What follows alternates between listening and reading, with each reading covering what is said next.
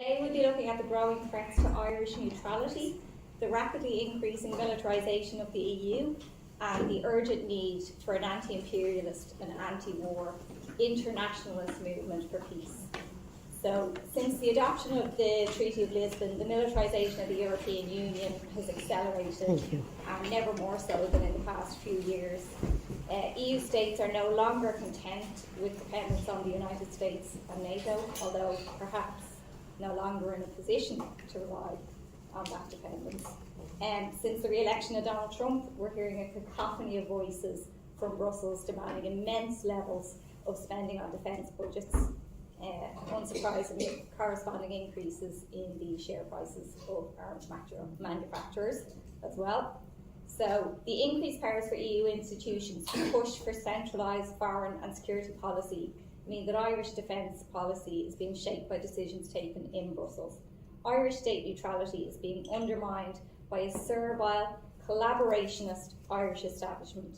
An EU-directed military strategy of developing and building battle groups in PESCO subjugate the Irish Department of Defence to the geopolitical interests of the core EU states and therefore NATO.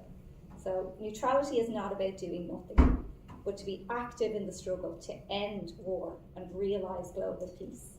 The struggle for economic, environmental and social justice for all.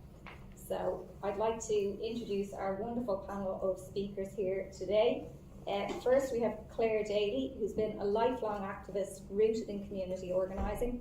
Claire is a former councillor, TD and MEP, and has been a tireless campaigner on issues from women's reproductive rights to workers' rights, opposing austerity and water charges to championing the rights of refugees and other marginalised sections of the working class. And Claire continues to be one of the most consistent voices against the surge in militarisation of the EU.